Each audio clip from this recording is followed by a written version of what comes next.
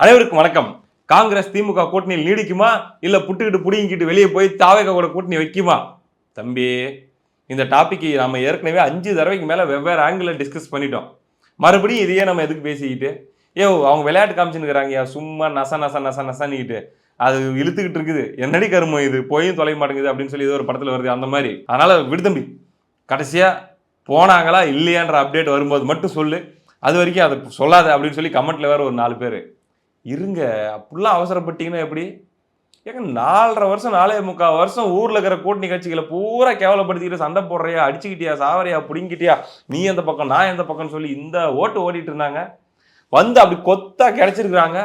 நம்ம பாட்டுக்கு அப்படியா சரி ஏதோ சண்டை போட்டு போட்டு கடைசியா பிரிஞ்சாங்களா இல்ல சேர்ந்தாங்களாங்கிறத நம்ம பேசிட்டு போவோம் அப்படின்னு சொல்லி இவ்வளவு பெருந்தன்மையா நீங்க பாட்டுக்கு சொல்றீங்க. அப்படிலாம் இருக்கக்கூடாது. ஒரு அப்டேட்டையும் நம்ம டீட்டெயிலா டிஸ்கஸ் பண்ணணும். கடைசியா சொல்லு அப்படின்னா அப்புறம் நான் கடைசியா எலெக்ஷன் முடிஞ்சதுக்கு அப்புறம் இவங்க தான்ப்பா ஆட்சி அமைக்கிறாங்க அப்படின்னு சொல்ல வேண்டியதாயிரும். அதனால ஒன்னொன்னா பேசுவோம் இருங்க. இன்னைக்கு நிலவரம் என்ன தெரியுமா? ட்ரையாங்கிளா உட்காந்துருக்கிறாங்க. அது என்ன ட்ரையாங்கிள்? சென்னையில் ஒருத்தர், பெங்களூர்ல ஒருத்தர், டெல்லியில ஒருத்தர் அப்படின்னு சொல்லி காங்கிரஸ் சார்பில் இருந்து உட்காந்துருக்கிறாங்க. டெல்லியில இருக்கிறது திருநாவுக்கரசர். அங்க அவர் வந்து காங்கிரஸ் தலைமை. அதாவது ராகுல் காந்தி கிட்ட பேசினா கூட வேலைக்கு ஆகாது, சோனியா காந்தி அவர்கள்கிட்ட புஷ் பண்ணுவோம் அப்படின்னு சொல்லி டிஎம்கேவுக்காக அங்க பேச போயிருக்காரு. அது ஒரு பக்கமா. இன்னொரு பக்கம் தமிழ்நாட்டில் செல்வ பெருந்தகை அவர் இங்க திமுக கிட்ட பேச்சுவார்த்தை நடத்திட்டு இருக்கிறாரு. காங்கிரஸ் உடைய ஒரு 2 டீலிங், அதாவது ஆட்சியில் பங்கு, உள்ளாட்சியில் பெரிய அளவில் பங்கு, 2029 என்ன தர போறீங்க இப்படிங்கிற இந்த டிமாண்ட் எல்லாம் சேர்ந்து இப்ப ரீசெண்டா எழுந்திருக்கிற பெரிய டிமாண்ட் என்ன தெரியுமா? ராஜ்யசபா. ராஜ்யசபா எம்பிக்கள் இருக்காங்க இல்லையா, அவங்களுடைய பதவிக்காலம் இப்ப அடுத்த மாசத்தோட முடிவுக்கு வருது. திமுக கிட்ட 4 பேர், அதிமுக கிட்ட 2. அதிமுக கிட்ட 2ல 1 அதிமுகவுக்கு, இன்னொன்று கூட்டணி கட்சிகளுக்கு. 2மே நம்ம தமிழ்நாடு ஆளுகளுக்கு தாங்க போகுது, தமிழர்களுக்கு தாங்க போகுது அப்படிங்கிறது அவங்க கிளியரா இருக்காங்க. திமுக கிட்ட இருக்கிற 4 இருக்குது இல்ல, இந்த 4ல 1 தேமுதிகவுக்கு கொடுத்தா ஆகணும் சுதீஷ் அவர்களுக்கு அப்படிங்கிறது நமக்கு ஏற்கனவே தெரிஞ்சு போச்சு. மீதி 3 இருக்கா? திமுக என்ன கணக்கு போடுது, அதுல 2 நமக்கு, 1 காங்கிரஸுக்கு கொடுக்கலாம் அப்படிங்கிற ஒண்ணு. ஆனா ஏற்கனவே விசிக, இன்னும் நம்ம மதிமுக இவங்க எல்லாம் அப்ப எங்களுக்கெல்லாம் ராஜ்யசபா கிடையாதா?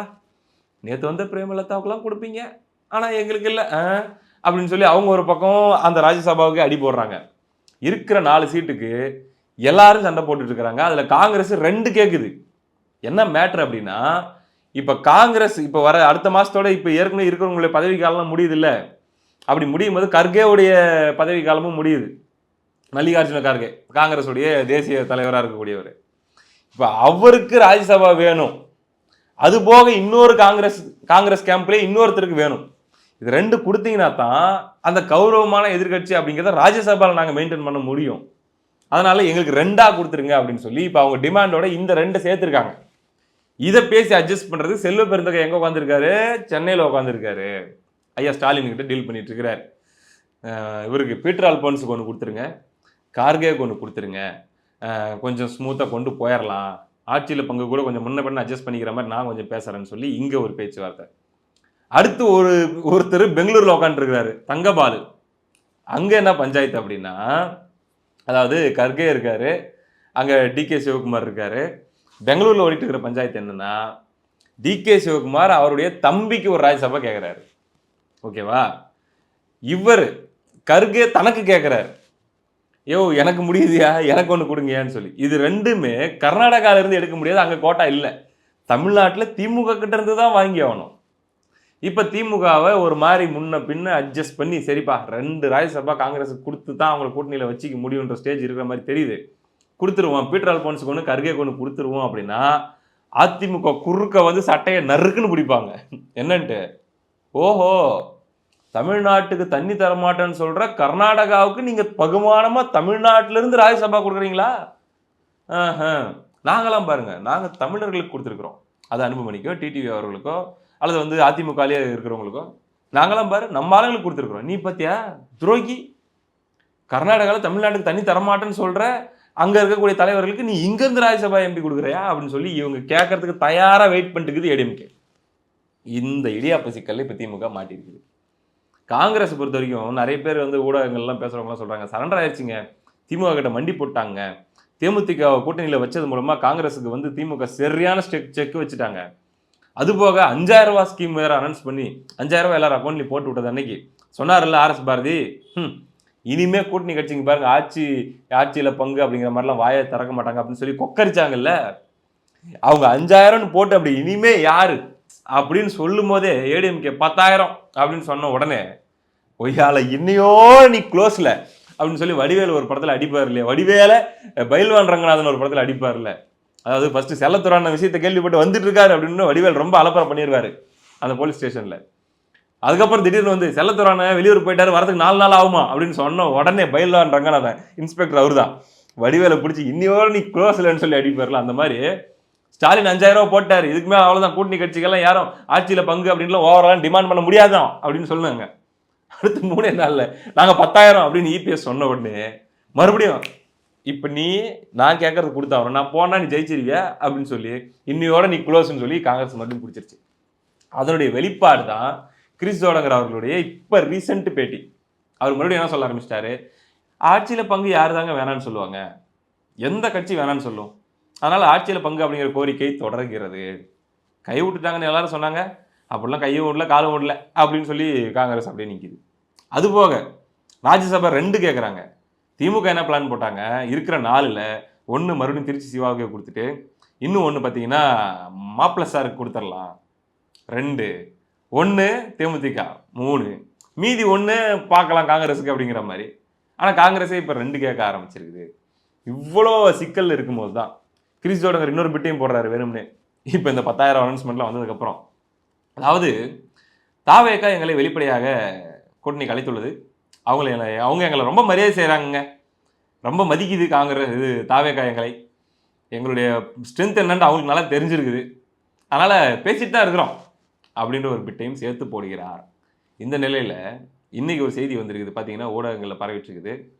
காங்கிரஸை வெளியே போவதற்கு திமுக தயாராகிவிட்டது. அதாவது போட்டும், இதுக்கு மேலே நம்ம பேசுறதுக்கு என்ன இருக்குது அப்படின்ற மனநிலைக்கு திமுக வந்துருச்சு.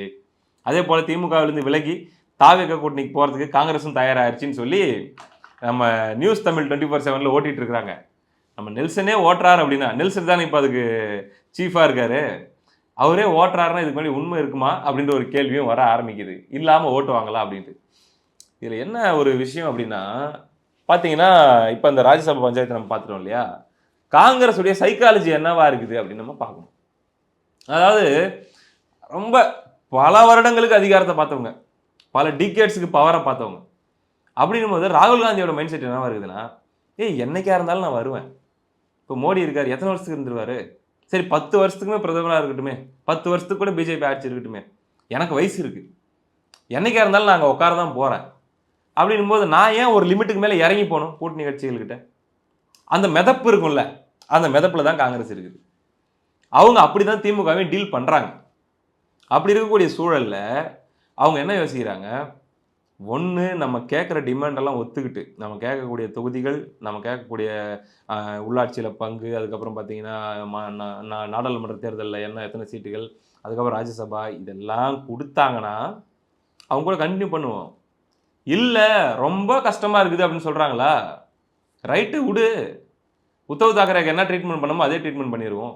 எப்படி அங்கே மும்பையில் மாநகராட்சி அதில் உள்ளாட்சி தேர்தல் நடந்துச்சுல்ல, அதில் அவங்க வந்து காங்கிரஸும் சிவசேனாவும் கூட்டணி தான் இருக்காங்க அதுக்கு முன்னாடி வரைக்கும். ஆனால் மாநகராட்சி எலெக்ஷனில் அவங்களுக்குள்ள சண்டை வந்து தனித்தனியாக நிற்கிறாங்க. 26 இடம் காங்கிரஸ் ஜெயிக்குது. பல ஆண்டுகளுக்கு பிறகு முதல் முறையாக பாஜக வந்து மும்பை கைப்பற்றுது. கிட்டத்தட்ட மும்பை கார்பரேஷனுடைய பட்ஜெட் வந்து 60 கோடி, அங்கே 60,000 கோடி அங்கே ஒரு வருஷத்துக்கு. அவ்வளோ பெரிய ஒரு ஸ்டேட்டே ஜெயிக்கிற மாதிரியான எலெக்ஷன். அதில் காங்கிரஸ் என்ன பண்ணுது, அவங்களுடைய கூட்டணி கட்சி தான் சிவசேனா, ஆனாலும் டேர்ம்ஸ் செட் ஆகலன்னு சொல்லி தனியாக நின்னது மூலமாக தானும் தோத்து கூட்டணி கட்சியும் தோக்கடிச்சு அந்த இடத்துல பிஜேபியே ஜெயிச்சாலும் பரவாயில்ல அப்படின்ட்டு. இப்போ அடுத்த எலெக்ஷன் வரும்போது தேடி வந்து ஆகணும் இல்லை உத்தவ் தாக்கரே, எப்பா நீ இருந்தால் தாண்டா ஜெயிக்க முடியும், வாடா முறையாக கை விட்டு போயிடுச்சுடான்னு சொல்லி வருவாங்கல்ல. அப்போ நான் சொல்கிறத கொடுன்னு சொல்லி அப்போ டீல் பண்ணுவாங்கல்ல. சேம் ஸ்ட்ராட்டஜி ஏன் நம்ம திமுக கிட்ட பண்ணக்கூடாது? ஒரு தடவை தோத்துரு, நாங்கள் போயிடுறோம், அடி வாங்கினீன்னா அடுத்த தடவை நீயே தேடி 2029 வருவல்ல, ராசா வாயா எதோ வந்தாலும் பேசி தீர்த்துக்கலாம் அப்படின்ட்டு. அப்போ அந்த தோல்விங்கிற டேஸ்ட்டை நம்ம காட்டிடுவோம். நமக்கு தோல்வி வந்துருச்சுன்னா, ஏன்னா அந்த தோல்வி நம்ம முன்ன பின்ன டேஸ்ட் பண்ணது இல்லையா, காலங்காலமாக அதை தானே நான் பண்ணிட்டு இருக்கிறோம் 15 வருஷமா. இப்போ இதுல தோக்குறது மூலமா அப்படியே பெரிய ஷாக்கிங் தோல்வி நமக்கு வந்துட்டு போடா, நமக்கு எதிர்காலம் இருக்குது, பிரச்சனை இல்லை, பார்த்துக்கலாம். அதுக்குள்ள ஒவ்வொரு மாநிலங்கள்லையும் கட்சியை ஸ்ட்ரென்தன் பண்ணணும். இதுதான் இப்போ முக்கியம். அதிகாரம் வந்து 2039 கூட நமக்கு வரலாம்.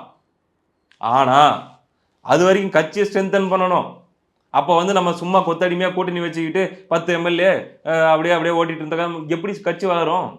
ஸோ கிரவுண்ட் லெவலில் ஸ்ட்ரென்தன் பண்ணணும். அதுக்கு வாய்ப்பு இருந்தால் திமுக தொடருவோம், இல்லையா வண்டியை பிச்சுக்கிட்டு இந்த பக்கம் போயிடுவோம் அப்படிங்கிற ஒரு ரூட்ல தான் இப்போ வரைக்குமே பார்த்தீங்கன்னா காங்கிரஸ் ராகுல் காந்தி அவர்களுடைய மனநிலை இருக்கிறதாக நம்ம கேள்விப்படுறோம். இதுல திமுக தரப்புல இவர் இருக்காருல்ல, நம்ம என்ன சொல்றது, இப்ப காங்கிரஸ்ல இருக்கக்கூடிய மாணிக்கம் தாக்கூர் இருக்காருல்ல, அவர் தானே தொடர்ந்து பயங்கரமா ட்ரிகர் பண்ணிட்டு அடிச்சுக்கிட்டே இருந்தார் திமுகவை போட்டு. இந்த கண்டிஷன்ல அவருடைய சொந்த மாவட்டத்தை சார்ந்த ஒரு அமைச்சர், திமுக அமைச்சர் பேசுறாராம். அவரே டைரக்டா மாணிக்கம் தாக்கூர்கிட்ட பேசுறாராம். என்னையா எல்லாம் நம்மளாம் ஒரே டிஸ்ட்ரிக்ட் எல்லாமே இங்கே நல்லா தானே இருக்கிறோம், நம்மலாம் எலெக்ஷனில் கூட ஒன்றா வேலை செஞ்சு பிடிச்சோம், எதுக்கு இப்படி தொடர்ந்து பேசிட்டே இருக்கிறீங்க, விட்டுறலாம்ல அப்படின்னு சொல்லி கேட்கும்போது அவர் சொன்னாராம், தலைவரே நானா பேசுகிறேன், எனக்கு நம்ம உங்களை பற்றி எனக்கு தெரியாதா, நம்மளாம் ஒன்றுக்குள்ள ஒன்று தான், ஆனால் நான் பேசலைங்க, தலைமை சொல்லுது நான் பேசுகிறேன், டெல்லியிலேருந்து என்கிட்ட சொல்கிறாங்க நான் பேசுகிறேன், நான் பிரச்சனை பண்ணணுன்ட்டுலாம் நான் பண்ணலை, அதனால் வந்து நீங்கள் என்ன தப்பாக நினச்சிக்காதீங்கன்னு சொல்லி பேச்சுவார்த்தைக்கு வந்த திமுக அமைச்சர்கிட்ட மாணிக்கம் தாக்கூர் சொல்லியிருக்காருன்னு சொல்லி நமக்கு ஒரு செய்தி வருது. அப்படின்னும் போது தெல்ல தெளிவாக இந்த விஷயத்தில் விளையாட்டு காட்டுவது ராகுல் காந்தி தான் அப்படிங்கிறத நம்மளால புரிஞ்சிக்க முடியுது. இப்போ அந்த 2 ராஜ்யசபாவை திமுகவிடமிருந்து பேசி காங்கிரஸ் வாங்குமா, அது போக மிச்சம் இருக்கக்கூடிய டிமாண்டுகள் அப்படி கொடுத்தா அடுத்து ரெடியாக கர்நாடகாவை வச்சு அட்டாக் பண்ணுறதுக்கு அதிமுகவும் காத்துக்கிட்டு இருக்குது. என்ன பண்ண போகுது திமுக அப்படிங்கிற ஒரு கேள்வி. இதில் இன்னொரு சிக்கல் என்னென்னா, நேற்று கிறிஸ் ஜோடங்கர் சொல்கிறாரு, எங்களை இன்னும் திமுக பேச்சுவார்த்தைக்கே கூப்பிடல, இதுக்கு முன்னாடி கேசி வேணுகோபால் போயிட்டு பேசிட்டு வந்தது, இல்லை வந்து நாங்கள் மீட் பண்ணதெல்லாம் சும்மா கர்டசிக்காக நடந்த சந்திப்பு, ஒரு என்ன இருக்குது மேக்ஸிமம் எங்கள் எக்ஸ்பெக்டேஷன் என்ன, அவங்க எவ்வளோ தூரம் வராங்க அப்படிங்கிறத ஒரு சும்மா ஓவரலாக தெரிஞ்சுக்கிறதுக்கான ஒரு சந்திப்பு, ஒரு முன்னோட்டம் மாதிரியான சந்திப்பு, அஃபீஷியல் பேச்சுவார்த்தையெல்லாம் இன்னும் தொடங்கவே இல்லை அப்படின்னு சொல்கிறாங்க. 21ஆம் தேதி பேச்சுவார்த்தை குழு போட்டு இன்னைக்கு தேதி என்னாச்சு 26, எந்த ஒரு கட்சி கூட இன்னும் ஃபைனலைஸ் ஆகலை, கையெழுத்து ஆகலை திமுக கூட்டணியில். ஏன்னா காங்கிரஸ் என்ன கணக்குன்னு தெரியாம, காங்கிரஸ் கூட ஃபைனலைஸ் ஆகாம மற்ற கட்சிகளுடைய நம்பர்ஸை பேசவே முடியாது. அதுதான் திமுக இருக்கிற பெரிய பிரச்சனை. அப்ப ஏன் கூப்பிட மாட்டேங்கிறாங்க? நேத்து கூட சொல்றாரு கிறிஸ் ஜோடங்கர், எங்களை இன்னும் கூப்பிடலீங்கன்ட்டு. முதல்ல அப்ப அவங்களை கூப்பிட்டு பேச வேண்டியது தானேன்னு ஒரு கேள்வி உங்களுக்கு வரும். அங்கதான் இருக்குது சிக்கல். அபிஷியலா பேசுறதுக்கு முன்னாடி நீ என்ன எதிர்பார்க்கிற, நான் என்ன கொடுக்க தயாரா இருக்கேன் அப்படின்ட்டு 2 இருக்குல்ல. இந்த 2ம் ஓரளவுக்கு பக்கத்துல இருக்குது அப்படின்னா அபிஷியலா கூப்பிட்டு பேசும்போது ஒரு சென்டர் பாயிண்ட்டுக்கு வந்து முடிச்சிடலாம். ஆனா இன்னுமே உந்து இங்க இருக்கு, இந்த அங்க இருக்கு அப்படின்ற ஸ்டேஜில் இருக்கும்போது நாளைக்கு அபிஷியலா கூப்பிட்டு பேசுறது நடந்துச்சுன்னா முதல் கட்ட சுற்று பேச்சுவார்த்தை ஃபெயிலியர். வெளியே வந்து கிறிஸ் ஜோடங்கர் பேட்டி, நாங்க இதை கேட்டோம், அவங்க இதை கொடுக்க மாட்டேன்ட்டாங்க, இப்படிங்க அப்படிங்கன்னு சொல்லி திமுக கூட்டணிக்குள் குழப்பமா, பிரச்சனையா, பூகம்பமான்னு சொல்லி எலெக்ஷன் டைம்ல கண்ணா பின்னாடி பேச்சுவார்த்தை ஓட ஆரம்பிச்சிடும், விவாதங்கள் ஓட ஆரம்பிச்சிடும். அப்ப திமுக என்ன யோசிக்குது, முதல்ல அபிஷியலா பேச வர்றதுக்கு முன்னாடி என்ன அப்படிங்கிறத ஒரு அப்ராக்சிமேட்டா ஒரு அண்டர்ஸ்டாண்டிங் வந்துருட்டும் நமக்குள்ள, அப்புறமா அபிஷியலா முடிச்சு 1 by 1 க்ளோஸ் பண்ணிடலாம் திமுக வெயிட் பண்ணாலும், இந்த இடத்துல அந்த என்ன சொல்றது அன்அபிஷியலா பேசி முடிச்சுக்கிற அந்த நம்பர்ஸ் வந்து இன்னும் செட் ஆகாம இருக்கிறதுனால தான் அதிகாரப்பூர்வ பேச்சுவார்த்தையை இன்னும் காங்கிரஸோட தொடங்காம இருக்குது. காங்கிரஸோட ஃபைனலைஸ் ஆகாம மற்றவங்களோட ஃபைனலைஸ் பண்ண முடியாது. இப்படி இவ்வளோ இடியாப்ப சிக்கலுக்குள்ள திமுக மாட்டிட்டு இருக்குது.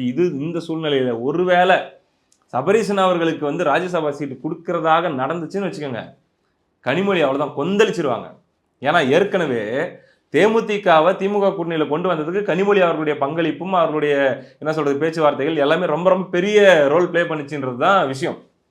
ஆனா சபரீசன் அவர்களுடைய டீம் வந்து முழுக்க மீடியா மூலமா என்ன பரப்பிட்டாங்கன்னா, சபரீசன் தான் தேமுதிக கிட்ட பேசி உள்ள கொண்டு வந்தாரு அப்படின்னு சொல்லி அந்த கிரெடிட் அவர் ஸ்டீல் பண்ணிட்டாரு அப்படின்னு சொல்லி கனிமொழி அவர்களுடைய ஆதரவு, அவருடைய தரப்புக்கு பெரிய கோபம் வந்து சபரீசன் அவருடைய மேலே இருக்குது. அது போக தென் மாவட்டங்கள்ல கனிமொழி அவர்களுக்குன்னு ஒதுக்கி இருக்கக்கூடிய தொகுதிகள்லாம் இருக்குல்ல, உங்க பொறுப்பு அப்படின்னு சொல்லி அதை அவங்க பார்க்கும்போது இவர் அப்பப்போ குறுக்க பூந்துக்கிட்டு அங்க விசிட் பண்ணுறது, அங்க இருக்கக்கூடிய நிர்வாகிகள்கிட்ட பேசுறது, தேர்தல் பணி சம்பந்தமாக விவாதிக்கிறது அப்படின்னு சொல்லி இன்வால்வ் ஆகிறாரு.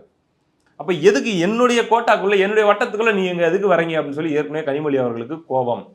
தேமுதிக உள்ள கொண்டு வந்த விஷயத்திலையும் கிரெடிட்டை வந்து அவர் ஸ்டீல் பண்றாருன்ற கோபம். இந்த நிலையில டெல்லிக்கும் அவருக்கு வந்து ஒரு அங்கீகாரம் கொடுத்து அனுப்பிச்சு விட்டாங்கன்னா என்னுடைய டெல்லி லாபி, என்னுடைய டெல்லி அரசியலுக்கும் இவங்க வந்து வேட்டு வைக்கிறாங்களா அப்படிங்கிற ஒரு கோபம். இவ்வளவு சிக்கல்களை உள்ளே சுமந்து கொண்டு திமுக கூட்டணி அப்படியே தடுமாறிட்டு இருக்குது. இப்ப சொல்லுங்க, உண்மையிலேயே ஓரளவுக்காச்சும் ஆரோக்கியமா போயிட்டு இருக்கிற அணி எது, தடுமாறி போயிட்டு இருக்கிற அணி எது அப்படிங்கிறத நீங்களே சொல்லுங்க. அடுத்தடுத்த அப்டேட் என்ன நடக்குது இந்த காங்கிரஸ் திமுக பஞ்சாயத்தில் அப்படிங்கிறத நம்ம செய்திகள் வந்தோடனே உங்ககிட்ட ஷேர் பண்றோம். அடுத்த வீடியோவில் சந்திப்போம். நன்றி.